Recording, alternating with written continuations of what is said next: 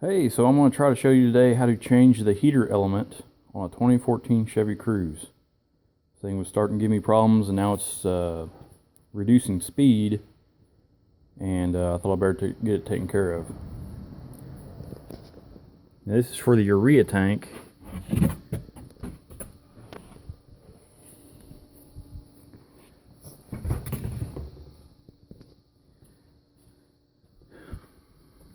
And get this piece of foam out of here somehow.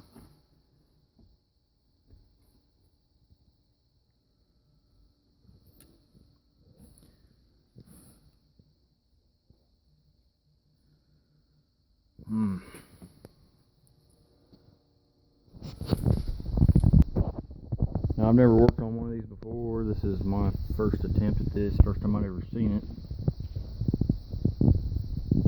I can't see it. I'm using a screwdriver to spin these little slots.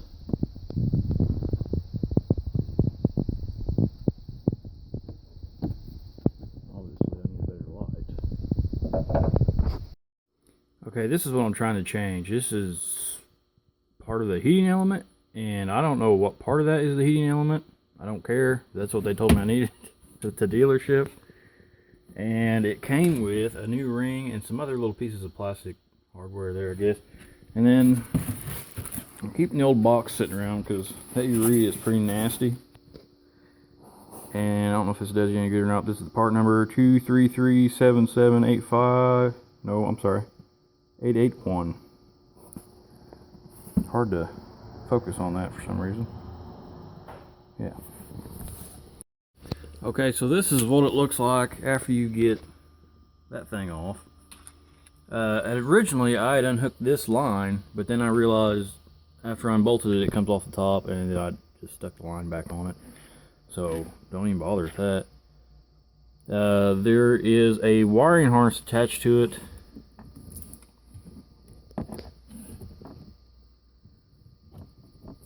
And it has, if I can get some light, these nifty looking zip tie fasteners. They've got a slot in them,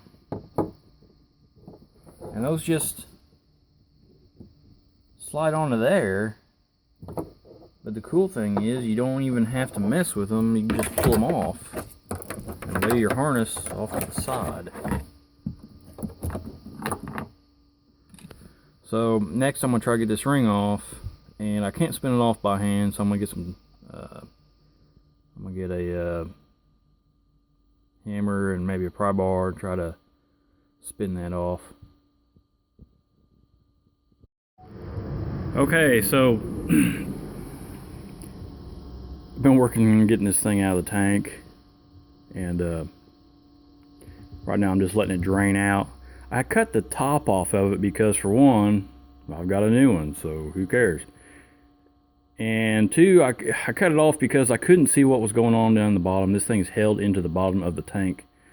And if you see on this new one, it's got these little round, I don't know what you want to call them. They're little things that hold the.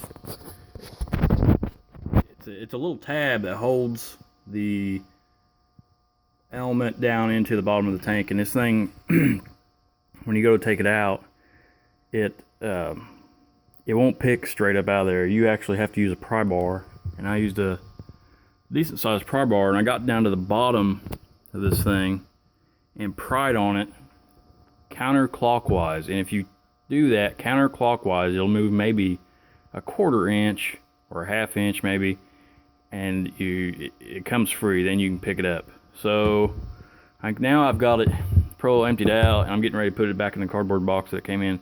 But I'm gonna tell you right now, this stuff is hard to be around. It's sticky. It's said to be very corrosive. It has a very strong, like an ammonia smell to it, and I probably should be wearing gloves, but I'm not, because whatever. It's just hard to be around. Don't get it on the rest of your car. Make sure you got rags to wipe stuff off with, and I will take a picture of the new one once I have it back in. And but so far this isn't taking very long. This is actually a pretty quick job. Okay, so I got the element back together. Yeah, let's see if I took it for a drive, and immediately it let the car speed back up to just whatever regular speed. Now I have this thing back together, but there's another thing I wanted to tell you. On the bottom side of this white piece, there's 2 nipples sticking out of it, and it takes an O-ring on both of those. Now, these 2 O-rings come brand new from GM in your kit, in your package. But the big one is already in the new element. The small one is not. You have to put the small one on this white piece, whatever this thing is. And so just make sure you get your O-rings on. But man, I put it back together and it's just fine. Fixed the problem. So I hope that this helps somebody.